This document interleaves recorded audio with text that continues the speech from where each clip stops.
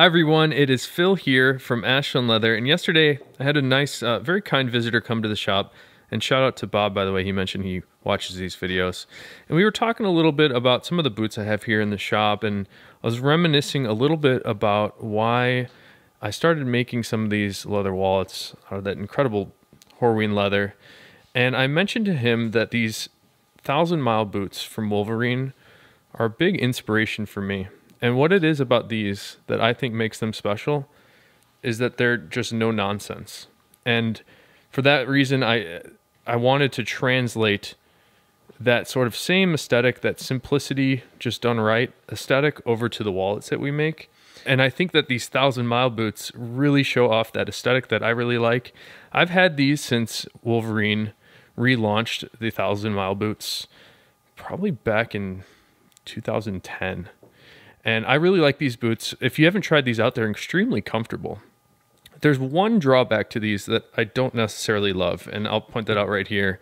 And I believe they've since changed this, but the soles on these original 1,000-mile boots are a very thin and quite soft leather, and they're actually really slippery. So that would be my only negative about these. You could always pop a new sole on there, but if it's snowy or rainy outside, you're probably going to end up on your butt. All right, before we move on to some of the stuff they're shipping out today, I wanted to give you a quick update on my natural Lancaster Fat Herbie, and this is day 15. It's still wearing in very nicely. I'm just going to make this very brief, but I'm starting to see my raw denim, the color starting to crock off from my denim onto the spine of the wallet, and I'm starting to see it a little bit on the corners here as well. And the leather itself, because it is a vegetable tan leather, I'm seeing it start to slowly mold around the cards on the inside and on the outside, and it's starting to look pretty good. Okay, let's move on to some of the stuff that I'm shipping out today. And up first here, I have a Tony the Ant in a really incredible piece of English tan Dublin leather. This is about as dramatic as you will ever see the English tan Dublin.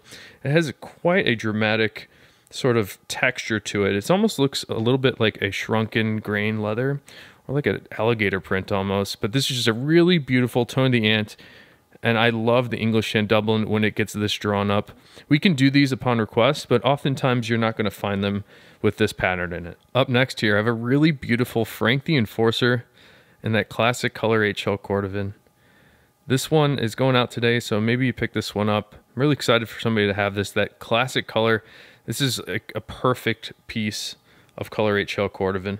I have two different Bugs Moran that we are shipping out today. And it would be good for me to compare the colors on these because I'm assuming somebody would like to see it. But up first here, this is a really great looking whiskey shell cordovan Bugs Moran. And this one has whiskey shell cordovan on the inside. We did a good job, or the team did a good job here, cutting that ink stamp right in the center where I like it. I think a lot of people enjoy seeing that ink stamp. And to compare and contrast with that, this is a natural shell cordovan Bugs Moran. And check out this shell.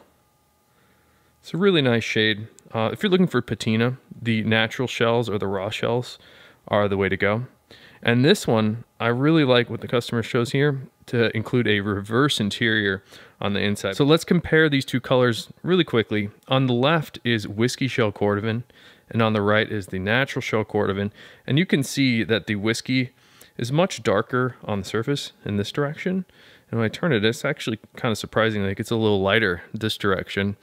But the big observation for me is that the whiskey shell cordovan is much more golden and yellow when compared to the natural. The natural almost has sort of an orangey caramel, maybe even a little bit of a pink tone to it.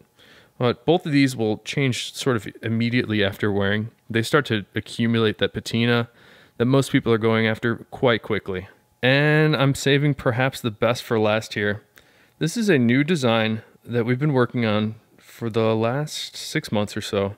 And to be honest with you, we've been sort of just busy making our current demand for wallets. So we haven't had much opportunity to really focus on this incredible passport holder. This one is also a field notes holder. So let's go over this one really quick. This is a new design that's not coming out just yet. I am accepting pre-orders on it, but we'll be doing this as a regular standard item to replace the World Traveler and Herbie Traveler that we had been doing in the past, and we can still make those, of course. But check out this really large piece of natural shell on the outside. it's just such a beautiful thing to see when you get such a large context of the shells. I just really love it. On the inside here, we have a couple different things going on. On the right side, we're able to fit a passport or field notes underneath this flap. And in fact, you can fit them as well on the left because this slot opens up as well. And then we've designed it to fit a couple cards on the top and on the bottom. And you can even fit a little small pen in between them. So thanks for checking everything out today. I'm really excited about this passport holder. This one is a special order for one of our really great customers. By the way, thank you for supporting us. I need to make myself one of these. I'm using a World Traveler right now that I really like, but I am really into the large pattern piece on the outside of this. And I think if I were to make one of these for me, I would do this in a marbled shell cordovan, maybe the black or the color 8 marbled, just so I get that extra context of the marbled shell and this really nice piece on the outside. So thanks again for checking everything out. I'm going to come back again tomorrow with some more stuff. I've got an interesting shell cordovan comparison that I'm going to surprise you with tomorrow. You're not going to want to miss that one. I think you're going to get a lot from it. So thanks again, and I'll talk to you later.